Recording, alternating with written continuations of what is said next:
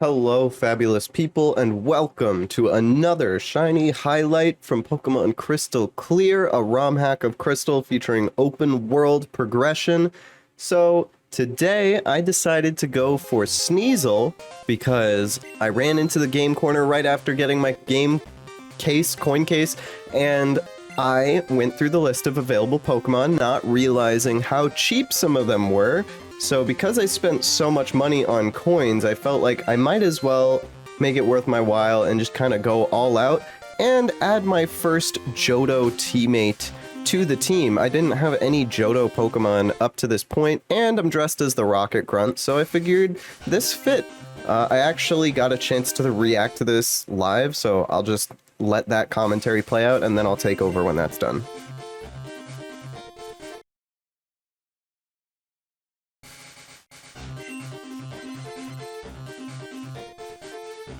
That's another super fast one. Holy shit. Holy shit. This game is awesome for being on an emulator and allowing me to open up so many instances of it at once because holy shit. That is incredible. Just gotta make sure we pull up the right screen. Oh, that's my speakers. Oh, there it is.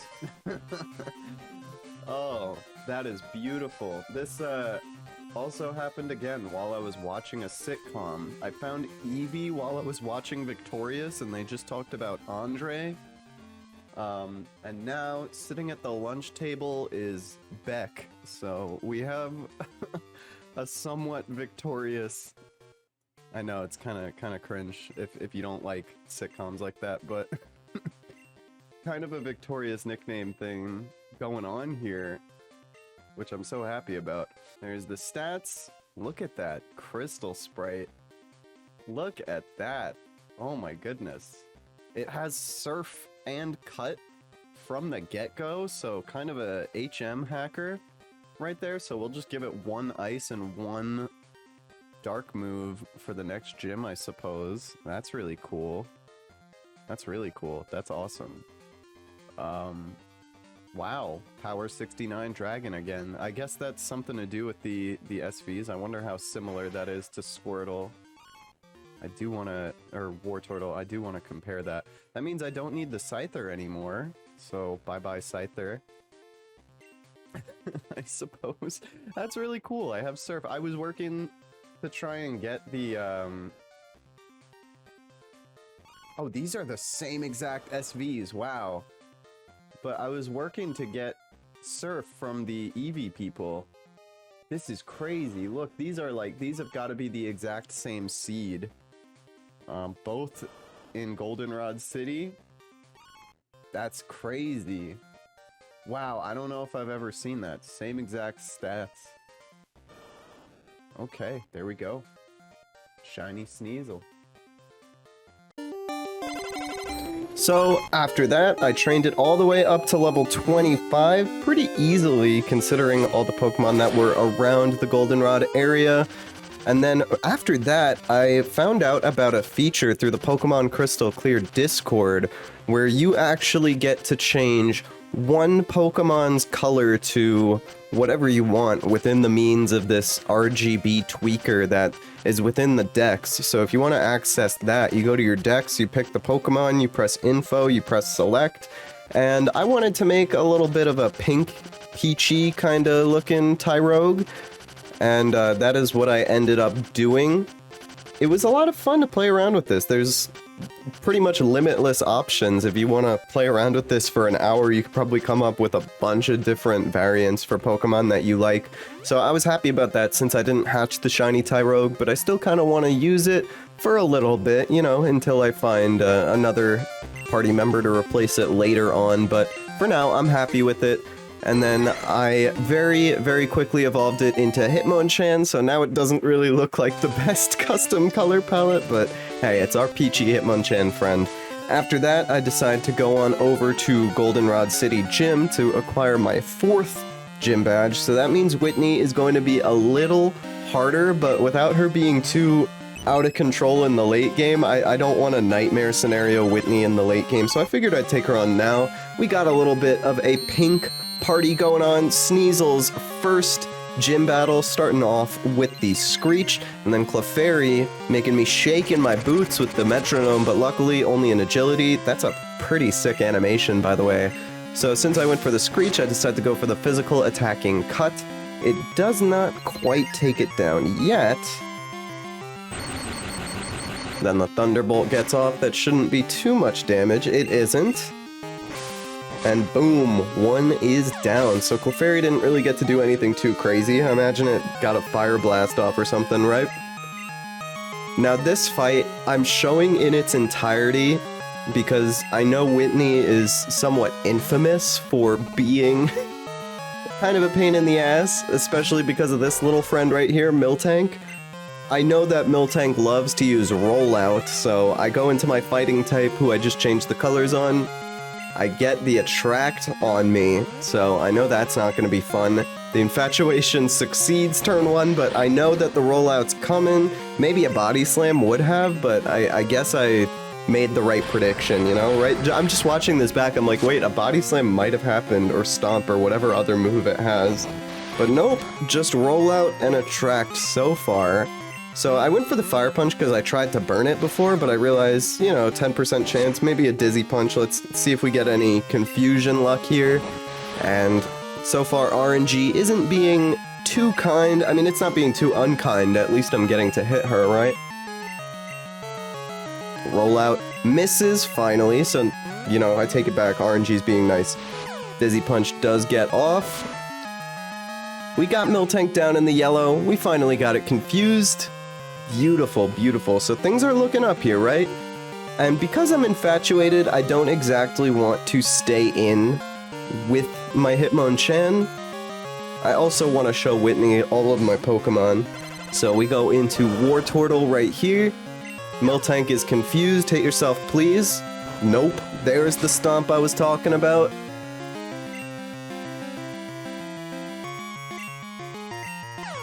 And this is why I want Surf, because I have just a measly little water gun, but actually, I guess spoiler alert, I don't really end up ever replacing water gun because I don't feel like putting an HM on my Wartortle, and I have other party members that can kind of take over with Dratini having Waterfall and now Sneasel having Surf. I figure why don't I just wait until Wartortle gets Hydro Pump, so I kind of do stick with the water gun for a while. I don't know if that bothers anybody, but, you know, whatever. I got Gen 2 going on. It's not that serious. Gen 2 is pretty simple as long as you get the levels scaled properly.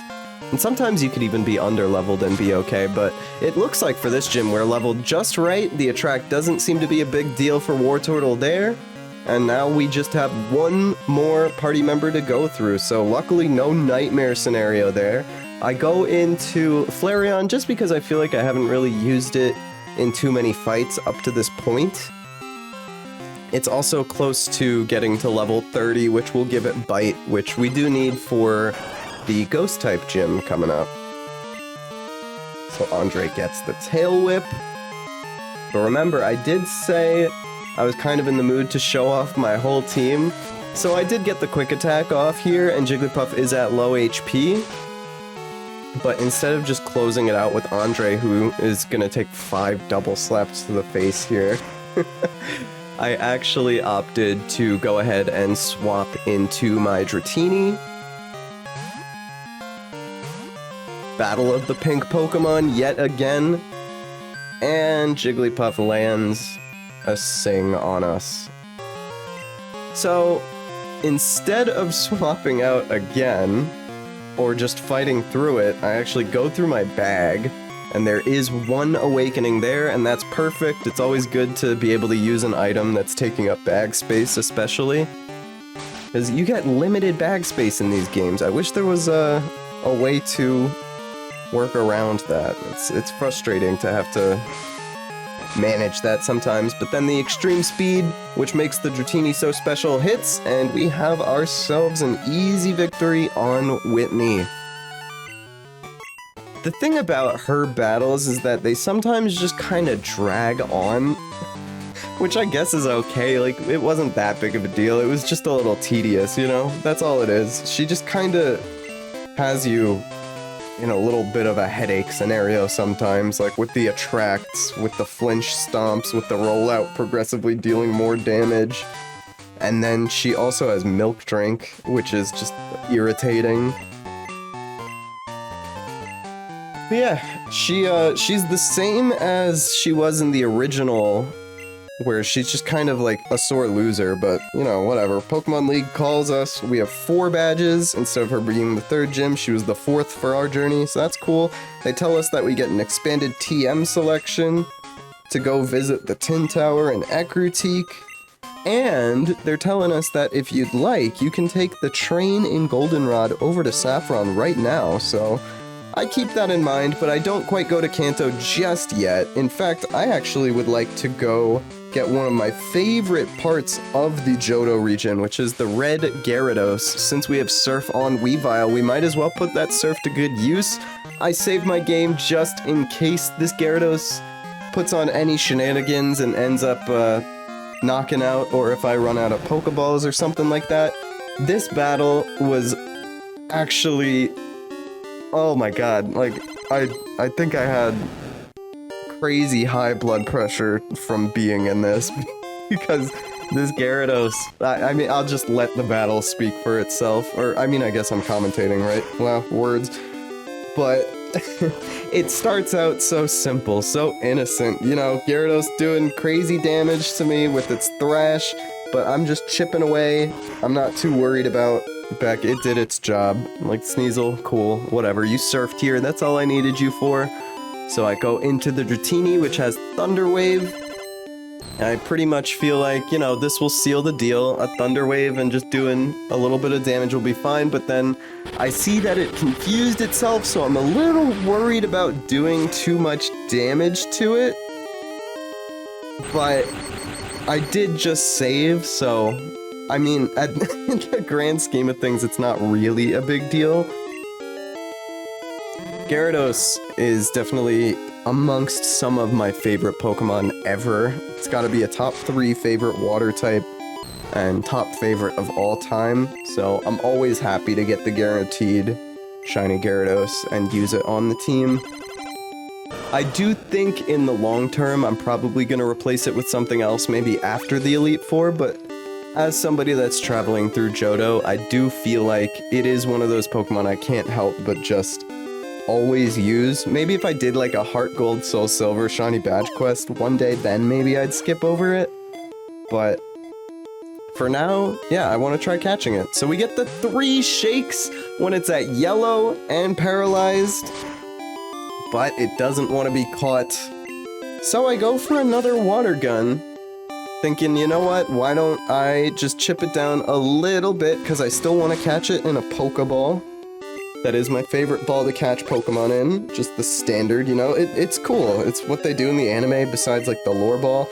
But one of these water guns crit, and Gyarados does Thrash, so there is confusion potential. That's scary. We go for the Pokeball again. This is the second one we throw at it. And it doesn't want to be caught. No shakes this time. Goes for Thrash again, so it might be confused at this point. I don't know yet.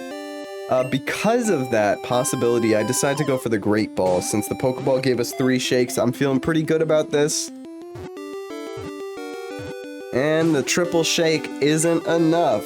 So that's the 3rd ball and the 3rd failure. It is confused, but it uses Thrash again. Luckily, it doesn't knock itself out. Next Pokemon we're gonna send in here, we have 2 left. We have Hitmonchan and we have Flareon. Flareon is weak to water, so I don't want to send that out just yet. Here comes the 4th ball.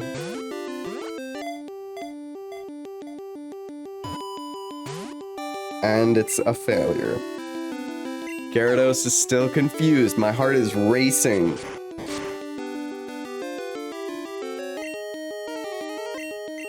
So I use my one and only Ultra Ball. 1, 2, 3. Nope. That is just ugh. There are no other ways to describe it. I'm just watching this back and I can't help but smile at my screen in disbelief. This shit was funny. I was losing my shit. I can't even do my initial reaction justice. I'm in such disbelief. 6th ball isn't enough. How many triple shakes is that? 3 or 4? It's insane. It's still confused. And there's the surf, which has me really scared. I don't think I had seen it up to this point, but it makes me especially scared now because Flareon is all I have left. At this point, I'm convinced I'm gonna have to reset my game. So there it is, our one and only hope. It's Flareon. We have to keep throwing balls, we can't hit it. Ball number 7, ball number 8, I've lost track, I'm having so much fun. Nope. Another triple fail. This thing, it's going on, isn't it? It went on and on.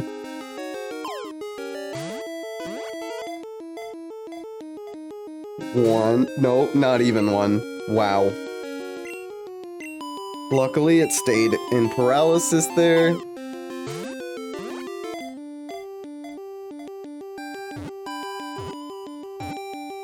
God, finally. Oh my goodness. Oh my goodness. Look at that Dex entry though. It sparkles even when you get it registered to the Pokedex. That's pretty cool. This game's Pokedex is actually upgraded to where you could see the shiny version of anything that you've caught. So that's really neat. I decided since it wanted to break out of so many Pokeballs that we would name it Breaker. Because it knows how to break out of stuff. Get ourselves the red scale. And I decide, because I don't have access to healing just yet. Yeah, and since I don't have access to healing just yet, I have to go into my bag and I gotta get Gyarados all healed up. Because there are still trainers I have not fought, there are still wild Pokemon I might run into. So, thank goodness it's level 25, it's right on pace with our entire team. This pretty much couldn't have come at a better time in the story. So yeah, right around when you've got 4 gym badges, maybe 5 gym badges, is a perfect time to go and get the Gyarados if you're into that. I know a lot of trainers probably aren't really into it because it's, you know, everyone gets one, but I don't really care. A shiny is a shiny. A Gyarados is a Gyarados. I love Gyarados. And this guy loves Gyarados too. Fisher Marvin here. I have to show this fight on the screen because I have to show this fight because this trainer has 4 Gyarados and my Gyarados 1v4'd them. Granted, I had potions, but this is epic. The first thing that we get to do after getting in such a hoedown throwdown with our Gyarados is we get to fight a bunch of other Gyarados. So I cut ahead to the Fisherman's level 25s just to kind of paint a picture for what the whole fight was like. I didn't really want to show the whole thing off. I think I've shown off enough like tedious fighting in today's episode. But basically the idea for this, if you're ever in a Gyarados Ditto, is to get your Dragon Rages off and to stay above 40 HP. Because you never know when the Dragon Rage is going to come and hit you. You basically just want to be within range of not dying that turn. So that was the war I got into with these Gyarados right here. But Breaker did it. Breaker's a savage. Breaker is here to stay until at least I complete the Elite Four after 8 badges. So we're going to do 4 gym battles with Breaker on the team, gyms 5 through 8. We're going to do the Pokemon League with Breaker on the team. And then after that, I'll probably find a replacer, or a replacement for it. Breaker's savagery continues on into the Mahogany Town Gym, where we take down all the trainers pretty easily. We go in there, and I decide, since it's an ice gym, I'm going to put Flareon in the front of the party. And Flareon is finally getting some more screen time. Like I've said before, I'm not the biggest Eevee fan, but you know what? I gotta say, out of all the Eeveelutions, Flareon is one of the most underappreciated and not as commonly used at least from what I've seen. But unfortunately, we run into a Seal, so I'm kind of worried that I'm not really going to get to use Flareon, but I stay in anyway just to see what Seal is up to. To my surprise, it goes for an Ice-type move instead of a Water move, so I guess Price is really sticking to the Ice theme. We knock it down after a Tail Whip and another Quick Attack. Pretty easy stuff. But I think that's going to be it for Andre here. It did its job. I don't want to stay at a disadvantage the entire fight. So I send out my Hitmonchan, who is going to be the next teammate that I replace, simply because it's not really a shiny Pokemon. It has been cool for the type coverage, but honestly, with the fact that its punches are seen as special moves in this game, it's kinda garbage to keep around for too long. It's fun. I will say it's fun. I'm probably gonna even train it up and use it in some Pokemon Stadium videos. What I plan on doing with this team is doing the Gym Leader Tower with my in-game team, since this game is compatible with Stadium 2. I could probably find a N64 plugin and set that all up and have myself a blast. So when you fight Price as the 5th gym, I think you can fight it as the 5th gym in regular Crystal version. If I'm wrong about that, let me know, but I think he's always got a Piloswine, but in this, it's a Swinub when you fight it as the 5th gym, just due to how the scaling and stuff works. So that's pretty fun. If I'm wrong about anything about that, I guess let me know, but I'm pretty sure that's how it works. Like, he's got Dugong and Swinub from what I remember. But yeah, 5th badge acquired. Easy peasy. Cool stuff. And he gives us TM16, which is Icy Wind. Icy Wind's animation was really cool when Seal hit us with it. It was like super rainbow. I dig it.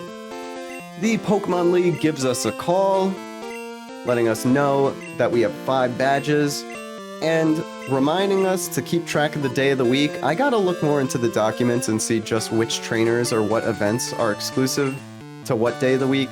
So after the gym was over, I explored Mount Mortar, I took down a bunch of trainers, got to see a trainer with a Wartortle so we could compare the colors. That was fun. I went to the underground of that shop, which used to be the Team Rocket hideout area where all the electrodes were. I kind of wanted to see if I could get like an electrode soft reset going. But this area is just kind of, if you're into Animal Crossing, I guess, you can decorate your house. You have the possibility of doing that. I talked to this guy and he offers me beds, which I'm not really interested in at all. So I go down to Ecruteak City. I stock up on some items, and then I go into the gym, and these trainers are pretty cool. I liked having Ecruteak as my 6th gym, because the trainers, they had a lot of Haunter and Gengar going on. From what I remember, there's just a lot of Ghastly and Haunter, so we get a little bit of a step up from that. And a few of these trainers has Mischievous as well, so that was fun. Beck was a little underleveled, but it wasn't that big of a deal considering the type advantage. That was pretty nice. So yeah, we get to learn a little bit about Morty, who tells us that he trains in Ecruteak specifically because he wants to meet legendary Pokemon, and he believes that by hosting a powerful gym that the legendaries will notice his power, and we're gonna help him with that once he crushes us. But I have other plans for you, Morty. I'm sorry. I'm not gonna go easy. Look at that Haunter with the Vanishing Hand. Pretty sick sprite. I gotta say, I know I gush over this a lot, but the sprites are really epic. So I had to do a lot of swapping around in this battle because of that curse that you see right there. Luckily, a lot of my Pokemon have Bite at this point, so this is probably one of the easiest gym battles I've ever had to deal with, especially in comparison to frickin' Whitney. I would say that catching Gyarados was more stressful than this gym right here, even though I was underleveled for most of it. I had pretty much all of the moves that I could think of to cover. And Morty with the Mischievous, I'm not sure if that's in Vanilla Crystal, but cool stuff. Pretty cool team. 2 Haunters, a Gengar, and a Mischievous. And we had everything to deal with it. He says, I'm not good enough yet. No, you are not. You are not as good as me. There is gym badge number 6. Boom, boom. And then TM30, which is Shadow Ball, but I opt not to teach that to anybody just yet because I don't know who would really make good use of it at this point. I kind of like giving Shadow Ball to Pokemon like Alakazam, so if I ever get that, cool. Pokemon League calls us to tell us that we can get even more TMs and encourages us to go to New Cinnabar Island so that we can revive a fossil, but I don't have any fossils yet. I do know a place that does have them though, and if you remember earlier, they called us from the Pokemon League to let us know we could take the train over to Saffron City and travel around through Kanto as we please, even before we have 8 badges, before Johto's done. Remember, you could even start off this game in a Kanto town if you wanted. So that's exactly what I do. My plan here is, since I don't have a flyer, since I know exactly where to get the Fly HM in Kanto, and since I know where to get the old Amber fossil, and knowing that we can revive fossils, I opt to go to Kanto. So join me there in the next episode where I soft reset for Aerodactyl. Thanks for watching, stay fabulous, and see you all next time. Bye, bitches.